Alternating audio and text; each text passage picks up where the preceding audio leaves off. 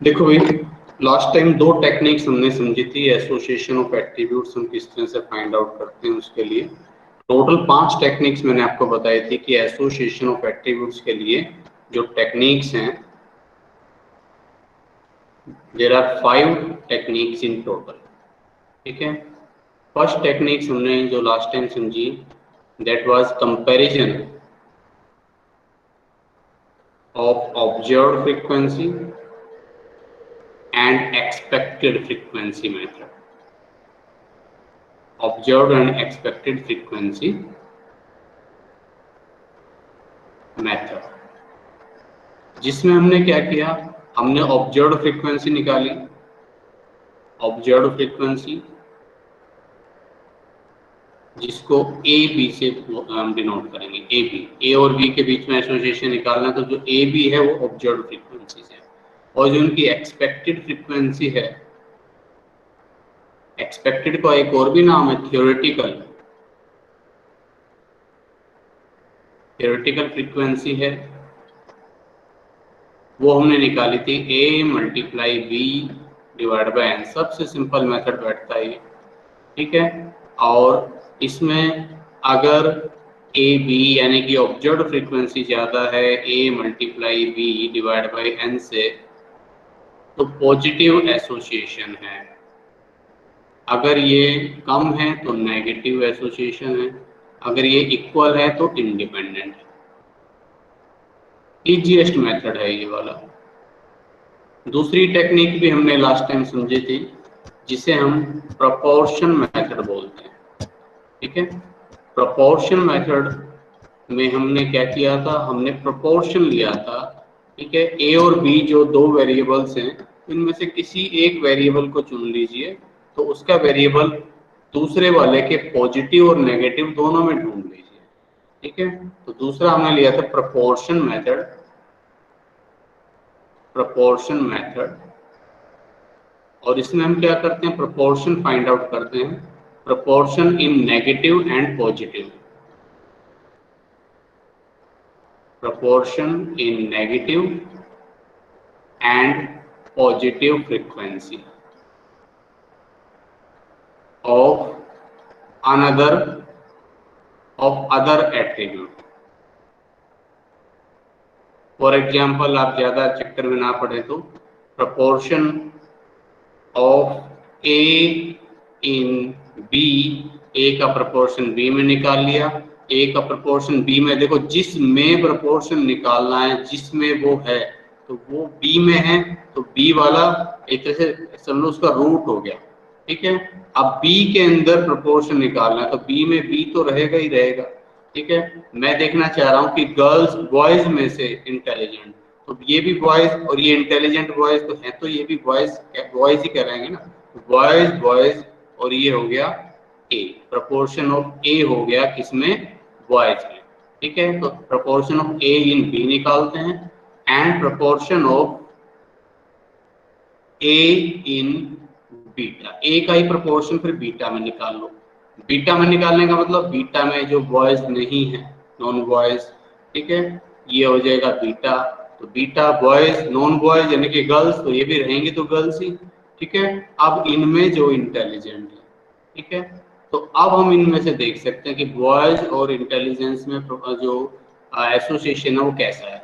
अगर ये A B divide by B, ये प्रोपोर्शन पॉजिटिव प्रोपोर्शन अधिक आता है इस नेगेटिव वाले प्रोपोर्शन से, तो हम कह सकते हैं हाँ बॉयज ज्यादा इंटेलिजेंट होते हैं। ठीक है, और अगर ये उल्टा आता है तो हम बोलेंगे नेगेटिव एसोसिएशन है। ठीक है, यानी कि बॉयज इंटेलिजेंट कम होते हैं, गर्ल्स ज्यादा इंटेलिजेंट होते हैं, फिर हम ये कहेंगे। और ये दोनों अगर बराबर आते हैं तो बोलेंगे इंडिपेंडेंट, कि बॉयज या गर्ल्स होने का, जेंडर का और इंटेलिजेंस का कोई लेना देना नहीं है, इससे कोई फर्क नहीं पड़ता। ये दो टेक्निक्स हमने काफी टाइम लगाकर विद एग्जांपल समझ ली थी। तीसरी टेक्निक भी थोड़ा सा मैंने आपको ओवरव्यू दिया था। ठीक है, ये जो दोनों टेक्निक्स है मैं आपको फिर से बता दूं, ये शॉर्टकट टेक्निक कहलाती है। ठीक है, फर्स्ट टू टेक्निक्स ये दोनों की दोनों के लिए लिख रहा हूं मैं। Both are called, both are called shortcut method. ठीक है, शॉर्टकट मेथड से निकालने के लिए बोले तो आप इन दोनों में से कोई भी टेक्निक यूज कर देना। मैं कहूंगा वैसे फर्स्ट वाली यूज करना ज्यादा आसान है आपके लिए। ठीक है, और दोनों ही आपको केवल डायरेक्शन बताती है, केवल डायरेक्शन, नो मैग्नीट्यूड। मात्रा कितनी है वो नहीं बताती। पॉजिटिव है एसोसिएशन या नेगेटिव है ये तो बता देती है, लेकिन अधिक है कम है ये नहीं बताती। ये बताता है आपका यूल्स कोएफिशिएंट्स ऑफ एसोसिएशन। ठीक है, लास्ट टाइम जो हमने पढ़ा था आपको बताया भी था हमने। ठीक है, लेकिन अब इसको थोड़ा सा आज और डिटेल में एक बार समझते हैं। ठीक है, तो थर्ड अपना आ रहा है Yule's coefficient of association. Yule's coefficient of association. Simple, ये भी बहुत है। बस इसके लिए आपको सारी अल्टीमेट क्लास फ्रीक्वेंसीज होनी चाहिए आपके पास। अल्टीमेट क्लास फ्रीक्वेंसी कौन कौन सी होती है आपकी टू एट्रीब्यूट्स के केस में? A B, A beta, alpha B, alpha beta, ये चारों आपके पास होनी चाहिए। उसके बाद यूल्स कोएफिशिएंट ऑफ एसोसिएशन का ये साइन है क्यू। तो आप सिंपली क्या करो, ए बी पहले बोथ पॉजिटिव फिर बोथ नेगेटिव। ठीक है, बोथ पॉजिटिव का प्रोडक्ट, बोथ नेगेटिव का प्रोडक्ट। ठीक है, आप अच्छा minus one positive one negative, यानी कि ए बीटा और अल्फा बी। ठीक है, तो minus one positive one negative. ठीक है, इसी तरह से वन पॉजिटिव वन नेगेटिव जो बचा दूसरा, और नीचे प्लस करके सेम सेम। ठीक है, प्लस करो, ए बी, इससे आसान फॉर्मूला कोई मिलेगा भी नहीं आपको। अल्फा बीटा, ये ब्रैकेट ये मल्टीप्लाई का साइन लगाने की जरूरत नहीं है, मैं लगा गया, इसको इग्नोर कर दीजिए आप। ठीक है, अच्छा ये ए बीटा और अल्फा बी। अब ये किस तरह से काम करता है, मैंने वैसे तो एक एग्जांपल करवाया था, अब मैं इसको बता रहा हूँ एक एक एग्जांपल में। अब अगली दो, इसका और अगली दो टेक्निक का और बताता हूँ, बल्कि एक जो एग्जांपल मैं ले रहा हूँ उससे अगले तीनों मेथड में करवा रहा हूँ, यूल वाला भी, बाकी जो दोनों बचे। ठीक है, फिर प्रैक्टिस करेंगे एक साथ सभी की। तो अब इसकी प्रैक्टिस के लिए मैंने एक एग्जाम्पल लिया है, ये आपकी बुक में अगर आप देखें तो इलस्ट्रेशन 11 है। ठीक है, बाकी मैं इसकी फिगर्स में आपको बता ही रहा हूँ। In a survey to find out whether tall husband stands to marry tall wives, the following information about wives of 250 tall and 250 short statured husbands were published। मैं आपको बताता हूँ क्या है। हम देखना चाह रहे हैं कि भाई हस्बैंड की हाइट जो है, हस्बैंड हाइट और वाइफ की हाइट,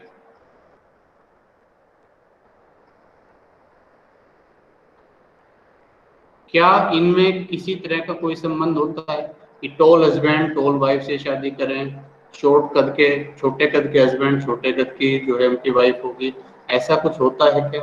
आप देखो ये क्वेश्चन कोरिलेशन का भी बन सकता है बिल्कुल सेम, क्योंकि हाइट जो है, हाइट अपने आप में वेरिएबल है, उसको हम वो वेरी करता है, हम उसको मेजर कर सकते हैं। तो अगर हमें 10 हस्बैंड्स की हाइट दे रखी हो कि भाई इन हस्बैंड्स की हाइट तो इतनी है, इनकी वाइफ की हाइट इतनी है, तुम दोनों में संबंध निकालें, तो वो कोरिलेशन का क्वेश्चन बन जाएगा। ध्यान रखना मेरी बात जो मैं बता रहा हूँ। ठीक है, लेकिन जब वो मेजरेबल रूप में नहीं दे रखा हो, सिर्फ काउंटेबल रूप में हो, मतलब ये कह रखा है शॉर्ट हस्बैंड। अब शॉर्ट हस्बैंड को मैं कैसे कहूँ कि शॉर्ट हस्बैंड कितनी मात्रा में शॉर्ट? अब ये मेरे पास मात्रा नहीं है, सिर्फ मुझे कहा कि शॉर्ट हस्बैंड। ठीक है, और जो टॉल हस्बैंड, ठीक है, इसी तरह से शॉर्ट वाइफ, टॉल वाइफ, इस तरह से मुझे दे रखा है। ठीक है, तो अब यहाँ ये चीज मेजरेबल नहीं है, ये सिर्फ काउंटेबल है। समझ रहे हो मेरी बात? तो 250 तो शॉर्ट स्टेचर्ड हस्बैंड है, 250 कम कद वाले हस्बैंड, 250 ही ज्यादा कद वाले हस्बैंड, और उनके ये जो 500 जो हस्बैंड है उनकी फिर वाइफ का कद देखा, उसके हिसाब से जो उन्होंने पैमाना बनाया हुआ था कि वो कम कद की हैं या अधिक कद की हैं। और मैं देखना चाह रहा हूँ कि क्या शॉर्ट हस्बैंड जो हैं शॉर्ट वाइफ से शादी करते हैं या टॉल से करते हैं, कोई इस तरह का कुछ संबंध है या नहीं। तो अब आपको ये बात तो समझ में आ गई होगी ना कि ये क्वेश्चन कोरिलेशन का कब बनता और एसोसिएशन का क्यों है। कोरिलेशन का तब बनता जब हमारे पास इन सब की हाइट होती, मात्रा होती, तो मैं कोरिलेशन निकालता। अब यहाँ मात्रा नहीं है, सिर्फ बताया हुआ है क्लासिफिकेशन की ये शॉर्ट है, ये टॉल है, ये शॉर्ट है, टॉल है, इतने शॉर्ट है, इतने टॉल है। ठीक है, तो अब ये क्वेश्चन एसोसिएशन ऑफ एट्रीब्यूट्स का हो गया। इसको एक ही क्वेश्चन को पांचों में से किसी मेथड से कर सकते हैं, बट मैं पहले दोनों मेथड पर नहीं जाऊंगा, अब मैं फोकस यूल पर ही करने वाला हूँ। तो 250 short statured husband, 250 toll husband, ठीक है, और उनके लिए ये हमें इंफॉर्मेशन दी हुई है मैट्रिक्स फॉर्म में। मैं यहाँ लिख देता हूँ जो इसमें है, आपको समझ में आ ही जाएगी जब मैं लिख दूंगा इसको यहाँ। तो ये है टॉल हस्बैंड, ये है शॉर्ट हस्बैंड, ये जो है यहाँ से फर्दर इनका क्लासिफिकेशन है। ठीक है, यहाँ है टॉल वाइफ और ये है शॉर्ट वाइफ। ठीक है, अब tall husband tall wife, wife husband दोनों टॉल, 112 पेयर तो ऐसे मिले। ठीक है, 26 पेयर किस तरह के मिले कि हस्बैंड शॉर्ट कद के, वाइफ टॉल कद की, 26 पेयर ऐसे मिले। अब शॉर्ट वाइफ और मैरी कर रही है टॉल हस्बैंड से, ऐसे पेयर मिले हमें 22, और शॉर्ट वाइफ शॉर्ट हस्बैंड इस तरह के पेयर हमें मिले 90। ठीक है, तो कुल मिलाकर ये हस्बैंड जो टॉल हस्बैंड कितने थे, 2 और 2 4, 2 और 1 3, 134, ये 6, 9 और 2 11, 116। टोटल कितना करेंगे इनका, टोटल है भाई 116 और 134, 250। ठीक है, एक में गलती कर गया हूँ, मैं आपको बता दूं, ये मैंने अभी आपसे मैं कहता 250 शॉर्ट हस्बैंड, 250 टॉल हस्बैंड, नहीं ऐसा नहीं है, 250 टोटल ही है। 250 शॉर्ट और टॉल हस्बैंड जो है कुल मिलाकर मतलब 250 पेयर, 250 जोड़ों की स्टडी की है। ठीक है, वरना 250 अलग अलग होते तो फिर ये 500 टोटल आना चाहिए। अभी 112 और 112 और 26 हो जाएगा 138, 22 और 90 हो जाएगा भाई कितना, 112, टोटल यहाँ से भी 250। मतलब हमने 250 जोड़ों की स्टडी की है, 250 पेयर्स की स्टडी की। ठीक है, अब यूल कहता है कि भाई इनको फिर मानो नाम दो। ठीक है, तो हम मान लीजिए एसोसिएशन एक बार निकाल के देख लेते हैं कि टॉल हस्बैंड टॉल वाइफ के बीच में, आपकी मर्जी किसी के बीच में निकालो, सबके रिजल्ट सेम आएगा। ठीक है, तो हमने लिया let tall husband denoted by A, number of tall husband, देखो टॉल हस्बैंड को 8 बोल रहा हूं तो नंबर ऑफ टॉल हस्बैंड बन जाएंगे ए ब्रैकेट, यानी कि उसकी संख्या। ठीक है, ये इन दोनों में फर्क होता है। ठीक है, डिनोटेड बाय ए लिख देता हूं मैं ताकि आपको क्लियर रहे मेरी बात। तो नंबर ऑफ टॉल हस्बैंड क्या हो जाएंगे, ए। ठीक है, नंबर ऑफ टॉल हस्बैंड बन जाएंगे ए ब्रैकेट, मतलब उनकी संख्या। ऐसे टॉल वाइफ्स, टॉल वाइफ्स को हमने डिनोट कर दिया बी से, तो नंबर ऑफ टॉल वाइफ्स बन जाएगी बी ब्रैकेट। अब जरा इस हिसाब से इस पैमाने पर रखें, तो ये तुम्हारे शॉर्ट, ये हो गए शॉर्ट हस्बैंड्स। ठीक है, इसको मैं डिनोट कर देता हूं किससे, ए से, नंबर ऑफ टॉल हस्बैंड। जो हस्बैंड टॉल नहीं है यानी कि शॉर्ट, अल्फा हो जाएंगे। ठीक है, इसी तरह से टॉल वाइफ्स की कुल संख्या ये है, टॉल वाइफ्स की कुल संख्या ये रही पी। ठीक है, और वाइफ जो टॉल नहीं है यानी कि ये हो जाएगी बीटा। आप जरा देखो फिर ये क्या बनेंगे हमारे जो अंदर फ्रीक्वेंसी है। ये है टॉल हस्बैंड टॉल वाइफ, यानी कि A B. Tall husband short wife, ये है अपना ए, वाइफ शॉर्ट बीटा। ये 26 है, तो क्या है टॉल वाइफ शॉर्ट हस्बैंड, ठीक है। हस्बैंड शॉर्ट यानी कि ए और टॉल वाइफ, हस्बैंड है short husband, sorry alpha B, ठीक है। और ये बन जाएगा अल्फा बीटा। ये अपने पास डेटा हो गया। अब यूल निकालने के लिए क्या रह गया भाई, यूल निकालने के लिए सिंपल सा काम रह गया अपने पास कि हम उसके फॉर्मूले में इसकी वैल्यू पुट कर दें और फाइंड आउट कर देते हैं। तो यूल्स कोफिशिएंट ऑफ एसोसिएशन, अब हमने लिखा Yule's coefficient of association A B alpha beta minus A beta alpha B, ठीक है। और ये A B alpha beta A beta alpha B, put करो, ये क्यू से डिनोट करते हैं। So Q is equal to A B, tall husband tall wifes 112 112, ठीक है। दोनों शॉर्ट वाले 90 90 minus A beta, A beta कितना है 22 और वो है 26, 22 और ये है 26। देखने में नजर आ रहा है पॉजिटिव एसोसिएशन आने वाला है। ये आगे वाला नंबर बड़ा है पीछे इसका प्रोडक्ट छोटा आएगा, ठीक है। हाई डिग्री है लो डिग्री वो अभी इससे पता चलेगा। तो अब वो नीचे सेम लिखते हैं हम 112 गुना 90 और प्लस 22 गुना 26।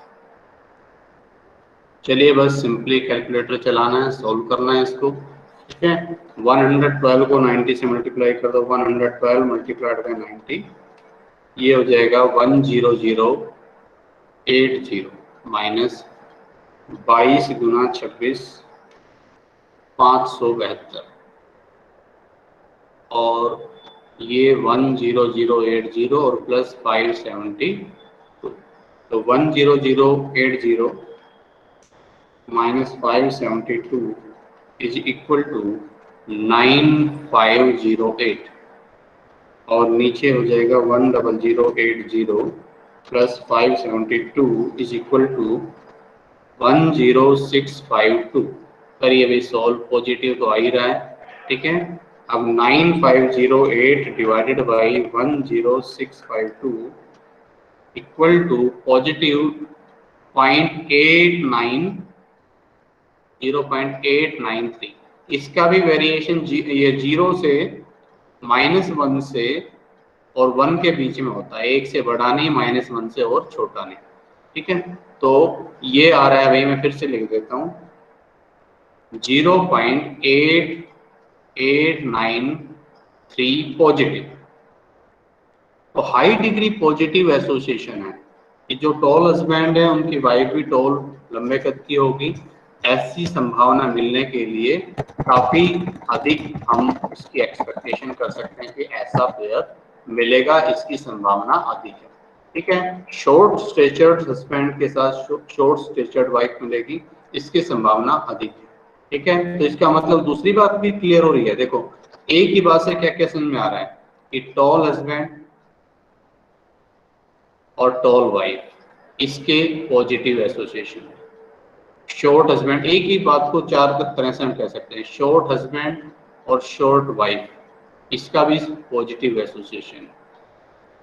इसका मतलब हो गया टॉल हस्बैंड के साथ शॉर्ट वाइफ होने की संभावना कम है और इसी तरह से शॉर्ट हस्बैंड के साथ टॉल वाइफ होने की संभावना भी कम है।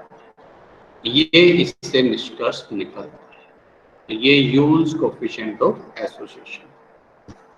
अब नेक्स्ट टेक्निक, पहले आज हम टेक्निक जरूर पूरी करेंगे, उसके बाद देखते हैं कितना हमें समय मिलता है उतने हिसाब से फिर और प्रैक्टिस करेंगे। तो फोर्थ टेक्निक पर हम पहुंच गए।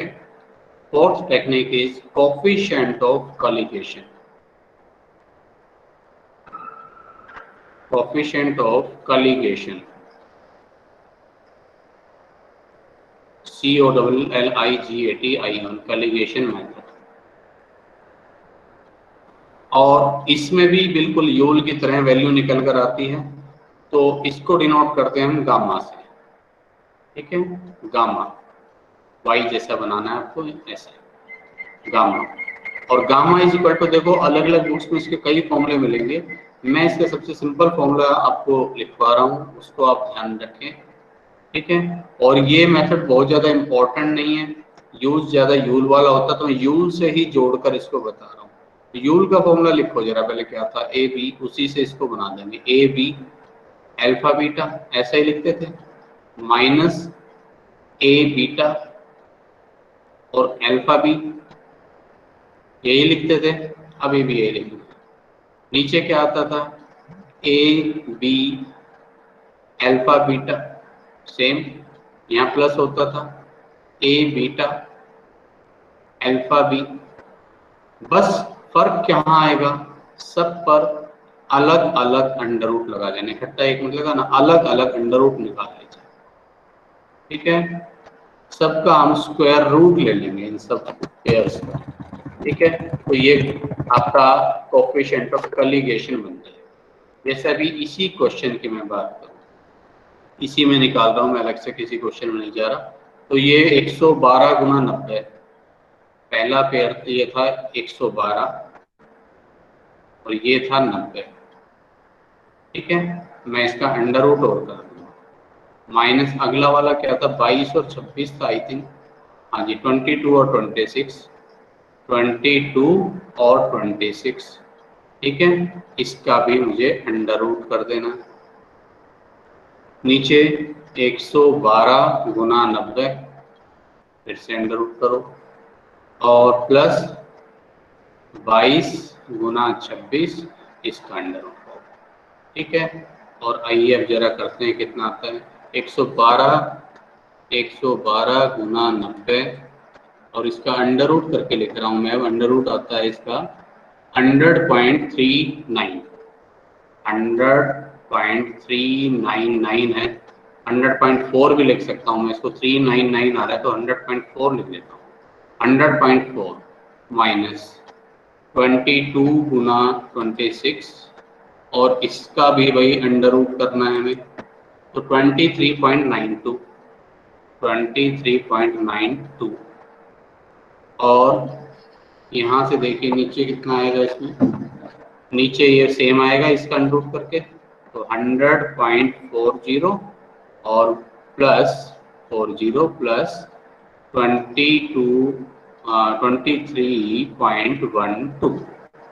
तो अब आइए इसको सोल्व कर लेते हैं। 100.4 में से मैंने लेस किया 23.12, ये आता है 77.28 डिवाइड बाई 100.40 में मैंने जोड़ दिया तो 123.52 बन गया। अब डिवाइड कर दो इसको, 123.52 0.625, 0.626, ठीक है। तो इससे ये थोड़ा सा मॉडरेट आ रहा है, ठीक है, क्योंकि जो जब हम अंडर रूट कर लेते हैं ना, तो ये जो इसका जो वेटेज है ये कम हो जाती है अंडर रूट करने से। ये जो वैल्यू जो 112 गुना 90 काफी बड़ी वैल्यू आ रही थी, अब ये घटकर सिर्फ 100 रहेगी, और उसकी जो वैल्यू है वो 23, उसमें बहुत ज्यादा अंडर रूट करने में क्या होता है कि जो बड़ी वैल्यू है उसमें गिरावट कम ज्यादा दिखने को मिलेगी, आपको ज्यादा तेजी से कम उठती दिखेगी, छोटी वैल्यू में इतनी ज्यादा गिरावट नहीं मिलेगी, ठीक है। बाकी रिजल्ट इसका ये आएगा, बहुत ज्यादा इंपॉर्टेंस ये नहीं रखता है, वैसे मैं आपको बता दूं, तो बस मेन फोकस आपको यूज रखना चाहिए, ठीक है। और पांचवा मेथड और हम करते हैं, फिफ्थ मेथड लग गया था, पहले मेथड तो सारे कर लेते हैं, फिफ्थ मेथड बिल्कुल अलग है, कोफिशिएंट ऑफ कंटिंजेंसी,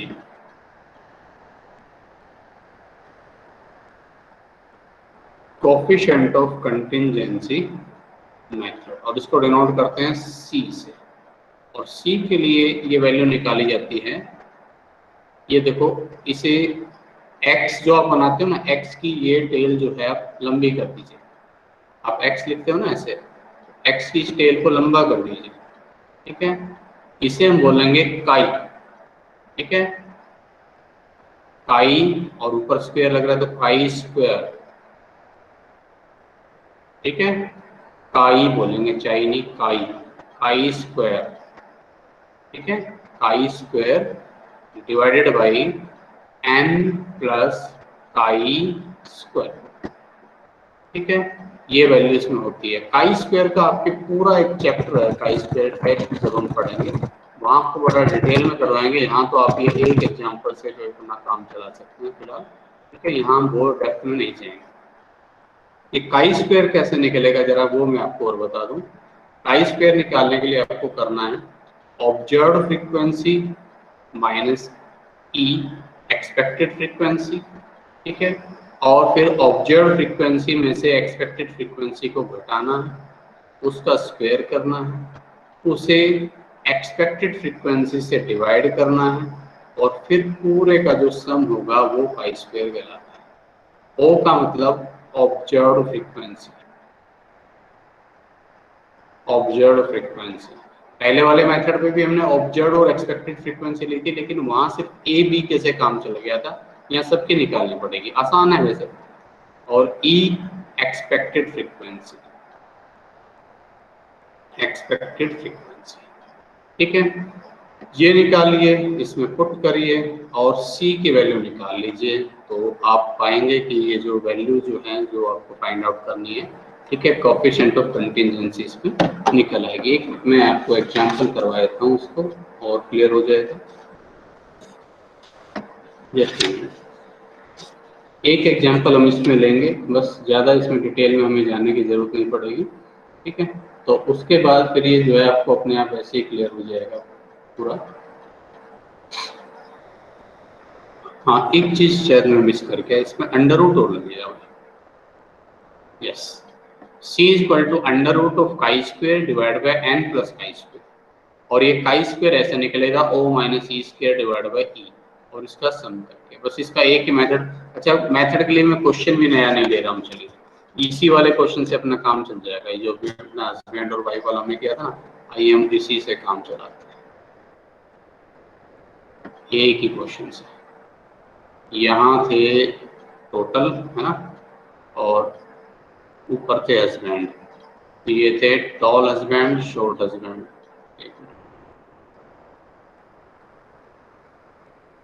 ये थे टॉल हस्बैंड, शॉर्ट हस्बैंड, ठीक है, और ये थे टोटल।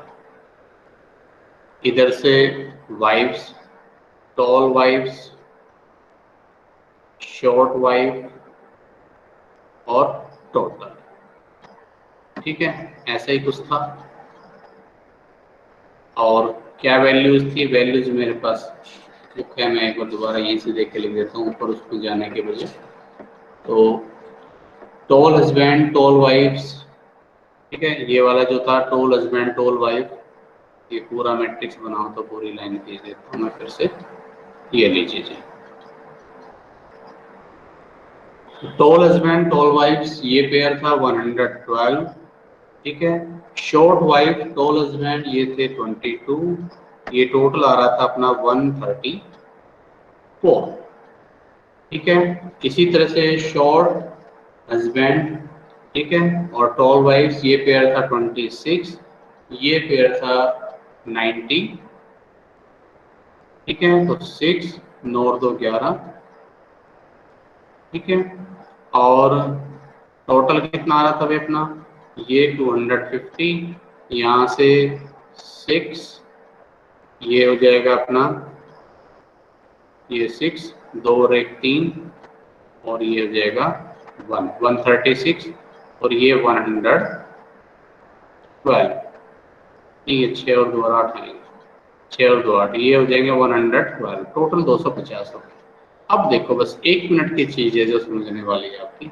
मैं इनकी वैल्यू डाल दूं, क्या थी? ये अपना ए बी था, ये क्या आ रहा था अपना टॉल हस्बैंड, ठीक है, तो ये टॉल हस्बैंड तो है ही, शॉर्ट वाइफ से ए बीटा, टोटल क्या था अपना यहाँ से, ये टोटल अपना आ रहा था, ये बी का जो टोटल था ये ए सॉरी, ठीक है, इस कॉलम का टोटल।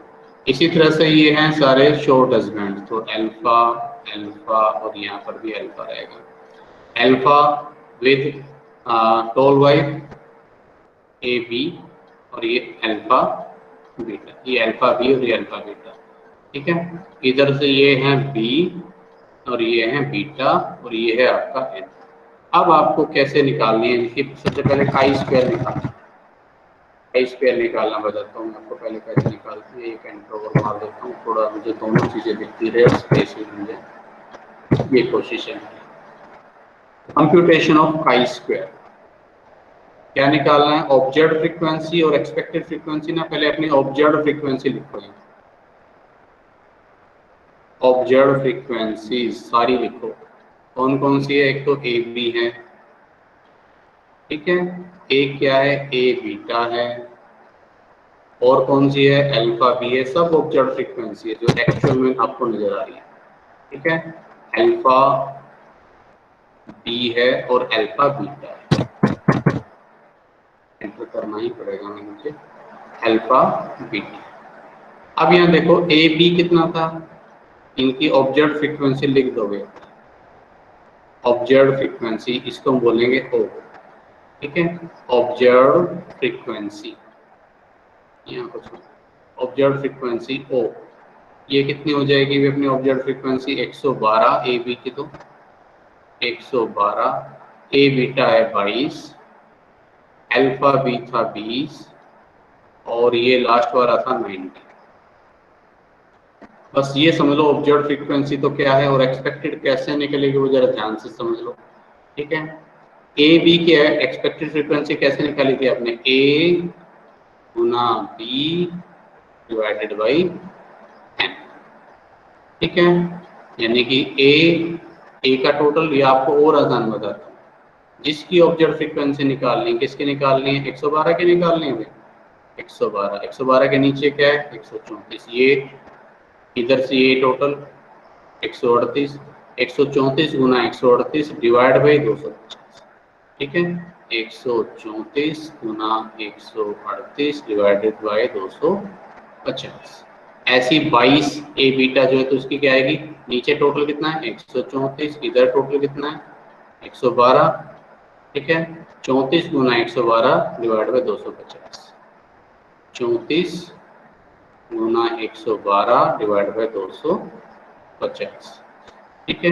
फिर सर अल्फा बी 20 नहीं है 26 है, अल्फा अल्फा बी 26 है, ठीक है सर, अल्फा बी से नीचे है। अच्छा, और ये पहला वाला ए बीटा ये 22 है, यस सर, ओके, ये 22, ठीक है। अच्छा ए बीटा अल्फा बी कितना है अपना, अल्फा बी की एक्सपेक्टेड फ्रीक्वेंसी कैसे निकालेंगे, अल्फा, ठीक है, ये देखो अल्फा गुना बी, ये है अपना अल्फा बी, तो अल्फा गुना बी डिवाइड बाय एन, यानी कि आप ये लीजिए यहाँ टोटल कितना है 116, यहाँ टोटल कितना है 138, 116 गुना 138 divide by 250, 116 Guna 138 sorry 138 divide by 250 और 90, ठीक है, 90 ये क्या है अल्फा बीटा, अल्फा का टोटल 116, बीटा का टोटल 112, 116 गुना 112 डिवाइड बाय 250, ठीक है, 116 गुना 112 डिवाइड बाय 250, बस वे इतना ही कैलकुलेशन हमें जरूर करनी पड़ती है इसमें, ठीक है, बाकी और कुछ इसमें ऐसी बड़ी बातें हैं। अब मैं फाइंड आउट कर देता हूँ कितना आता है, पहला 134 मल्टीप्लाई 138 डिवाइड बाई 250, ये है भाई 73.96,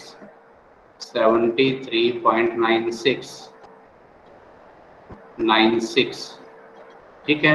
अगला आया 34 मल्टीप्लाई 112 डिवाइड बाई 250, हाँ बेटा सर 134 आएगा, आपने 34 लिख रखा है। कौन सा सर ए बीटा वाले में। ए बीटा, हाँ सर, ए की वैल्यू 134 आएगी। ठीक है ठीक है। 134 मल्टीप्लाइड बाय 112 डिवाइड बाय 250। चलिए ये वैल्यू आ रही है 60, ठीक है।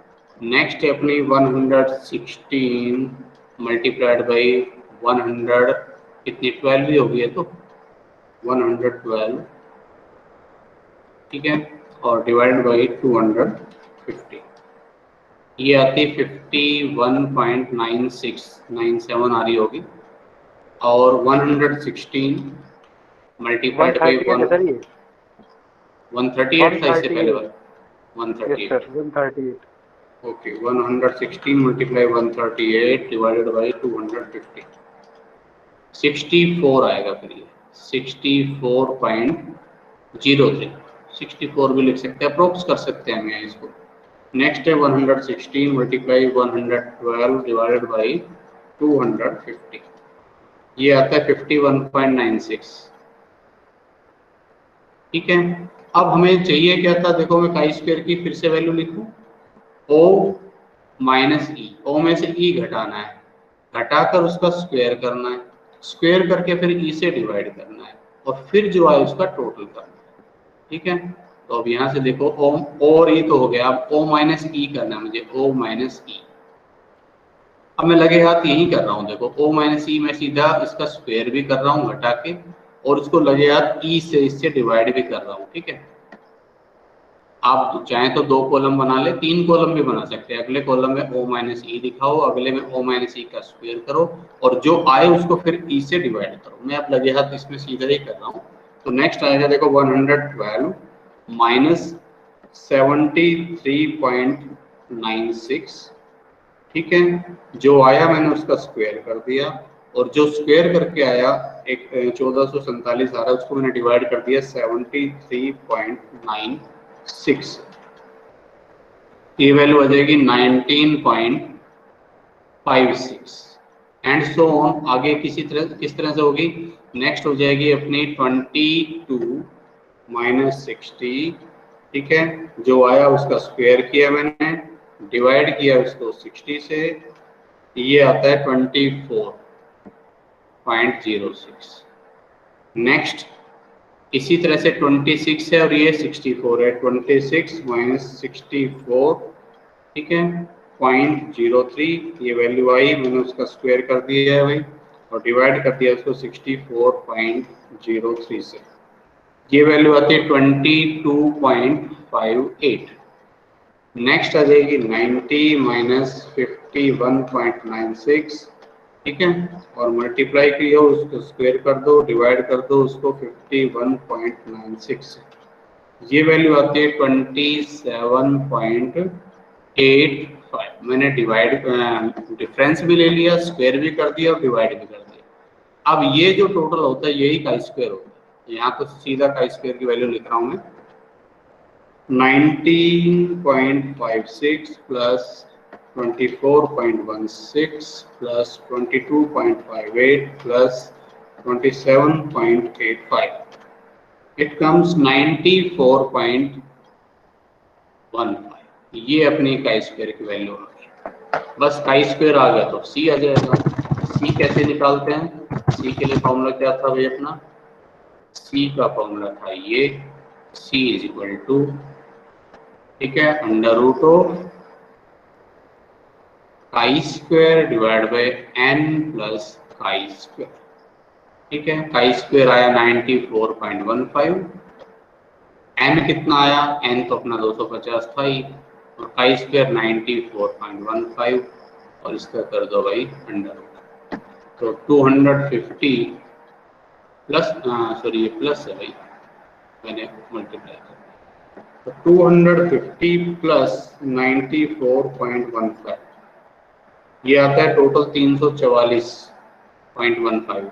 अब 94.15 को मैं इससे डिवाइड कर रहा हूँ, 94.15 को डिवाइड कर रहा हूँ 344.15 से, तो ये वैल्यू आती है 0.2735, और इसका मैं कर रहा हूँ अब अंडर रूट, तो ये वैल्यू आती है 0.523, ठीक है, ये भी पॉजिटिव है, ठीक है, पॉजिटिव ही आ रहा है ये भी। तो पॉजिटिव एसोसिएशन दिखा रहा है इन दोनों में, और 0.523। बाकी वैसे मैं बता दूं ये सबसे लीस्ट इम्पोर्टेंट है काई स्क्वायर वाला यहाँ पर, क्योंकि काई स्क्वायर वाला आप अलग से पढ़ेंगे काई स्क्वायर टेस्ट में, वहाँ सबसे ज्यादा इम्पोर्टेंट है। तो इन तीनों में जो मैंने आज करवाए हैं, यूल मोस्ट इम्पोर्टेंट है, यूल्स की प्रैक्टिस आपको सबसे ज्यादा अच्छे से करनी है। तो 2 एट्रीब्यूट्स में सारे मेथड ये कंप्लीट होते हैं, नेक्स्ट टाइम हम उनकी प्रैक्टिस होता है, ठीक है जी। और जब इसकी प्रैक्टिस आप अच्छे से कर लेंगे तो फिर आपको 3 एट्रीब्यूट्स